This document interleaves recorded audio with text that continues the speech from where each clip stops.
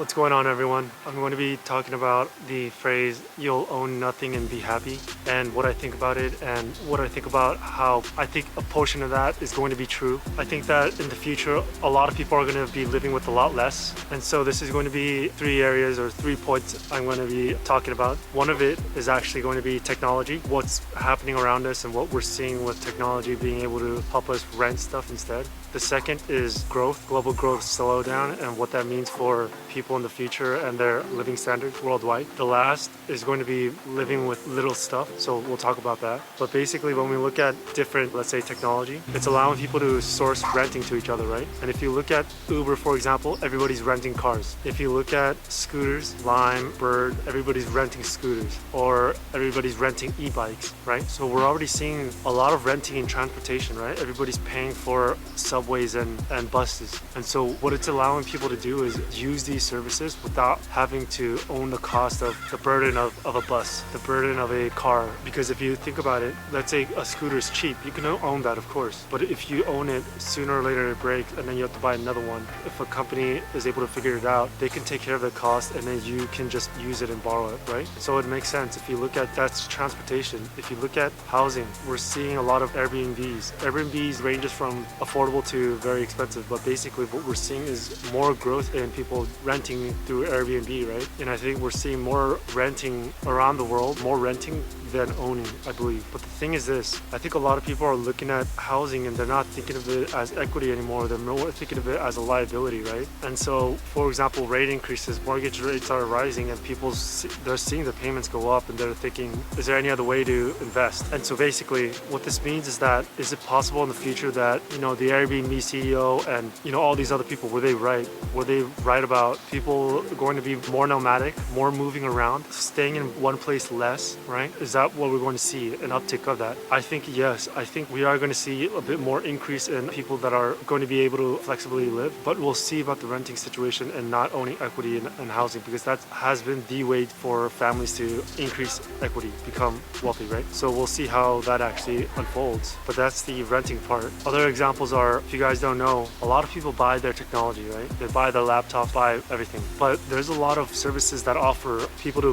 rent it, right? There's a renting, you could rent almost anything these days, right? And so what we're seeing is that technology and combining different business strategies for a different time, it's allowing people to rent things without owning the costs and liabilities associated with that thing. Is this the future that we want? I think that's a little bit, that question for renting stuff it's up in the air. Does it really matter? But the question is, you'll own nothing. Does that matter, right? So all the stuff that we're renting, I think we don't have a problem with renting, right? I don't think anybody really minds too much. The issue is anybody going to own anything, and is that going to be upset anyone, or is that a problem? These other different ways that also help with not owning a car and doing tasks on your own, such as these different food delivery apps and different task apps where you can have people do something, where you can have people deliver food and groceries and things of that nature. There's a lot of places where now it's automated, where you can have groceries come to you at certain days, at certain times, whatever items at this day or that day. So all of that stuff helps in the person to optimize their life without having to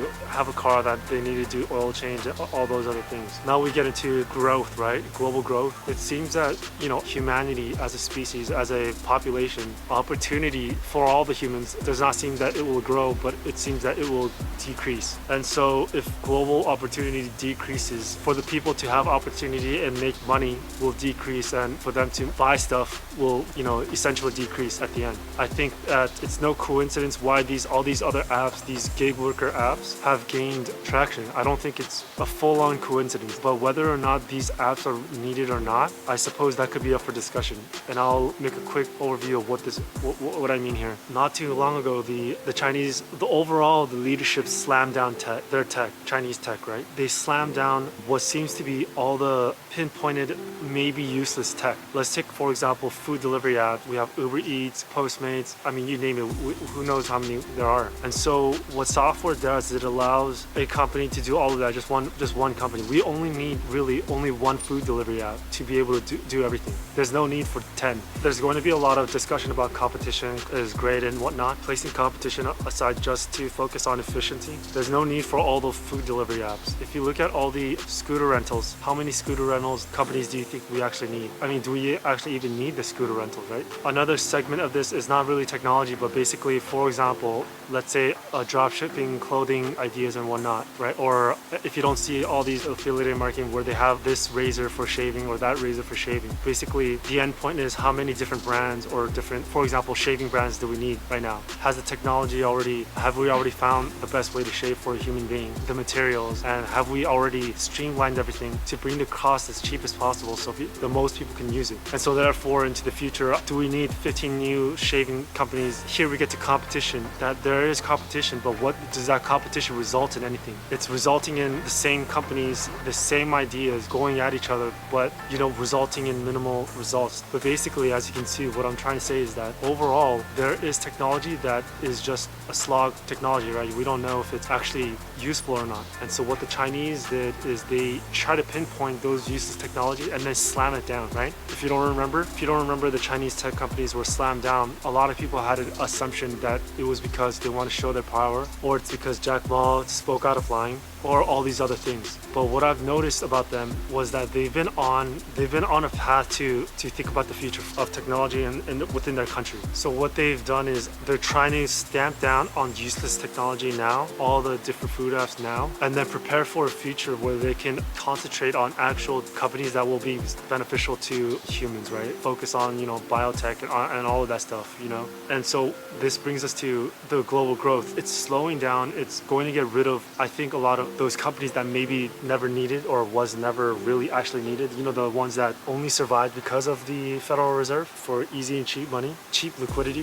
I think those companies might not be doing well into the future. And what's going to happen is there's going to be a fight over for those companies that actually do really well and produce real goods, right? Real services. What this means is that, again, we're seeing that the future seeming a little bit bleak, right? Opportunity all around and growth all around is sinking. And so think about, if we, for example, again, the food delivery app, if only one survived and all of them disappeared, how many jobs are those, right? And how many income streams are those? And how many consumer purchasing powers are those, right? And so we're seeing a slog in that into the future. It seems that it's gonna be a little bit more difficult for people to basically own stuff, right? Own things. So this little segment with the World Economic Forum and my thoughts about what they're looking at, right? And I'll do another separate video on just the World Economic Forum. But basically, it appears that the World Economic Forum has been in operation for a very long time, right? And they have understood this issue with what seemingly seems to be end-stage capitalism, right? They've also, if I'm not mistaken, whether the World Economic Forum or parts of their advisors or different arms were in China,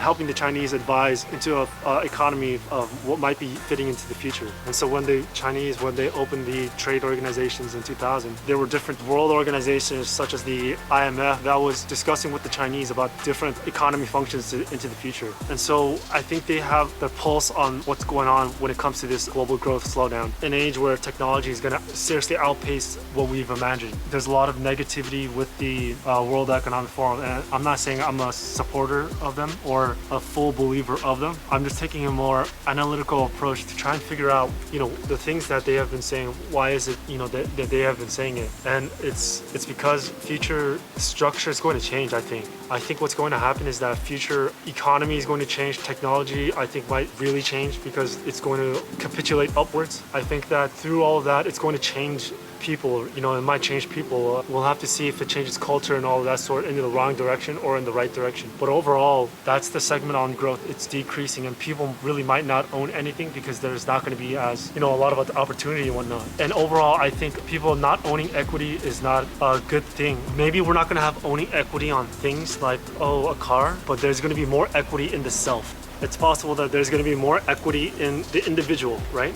And I'll make another video, but an ideal of this is, for example, YouTube, right? Personality or distribution surrounded the person or the business. There might be equities a little bit differently, more maximization of freedom. So that's the growth part. And so basically we're getting into, the choice of living with less and minimalism and all of that sort and decluttering and whatnot. And I think that those are all not coincidences why a lot of people are, having that movement of living with stuff that you need and not stuff that you want and build up and it becomes a clutter, right? And so I think we're seeing is that there's a distinct choice in a lot of people where they're choosing to go that route, right? We can see this with the rise of people that are digital nomads where they're living all around the world, but they only have like a suitcase or two. They're traveling with a lot less stuff, but they're maximizing their freedom and they're building equity in, let's say, a website or a video website, right? Or social media. Those are two things that I'm seeing glimpses of, and I'm hoping that at least that will come to people, maximization of freedom of movement. And the second one is going to be equity in the self. And so I think that as we go on to the future, we'll see what exactly happens. These things are happening in front of us where people can see it, right? This is not something that you have to really debate. We can see that people are owning a lot less. And if they're trying to own stuff, they're owning cheaper stuff, right? We can totally see Amazon products being able to deliver much cheaper products, much quantity products, the same thing that would be sell for whatever amount being sold on Amazon. We can see a lot of people, the rent struggle, the money struggles, the people in debt, credit card debt going up, all of that signals a future that, it seems a lot of people, again, will not own a lot of things, or they're going to choose to not own a lot of things. And whether that's better or for worse or a difference in mentality, I suppose that's up for discussion or for debate. I don't think this is going to be just the US, although the US might have interesting situations and maybe affected a little bit differently, but we'll see. But it's around the world. I just want to reiterate, I'm not a supporter of the you'll own nothing and be happy. I'm just saying that these are the heavy wave trends that we see, right? Wave trends where off in the distance that you see a hurricane forming with the clouds and rain, right? It's not something that you can go in front of a dock and say stop and it'll stop. It's coming. The ability to purchase will continue to go down. Again, through all that, I hope that it is at least a minimal trade-off. Freedom of movement is maximized. People's equity in the self is built up more. I hope. But other than that, guys, that's all I have today regarding what my thoughts are living with less stuff. And if you have any other thoughts or if you have any other ideas regarding you'll own nothing and be happy, let me know and I'll take a look and see what I think. Other than that, good luck.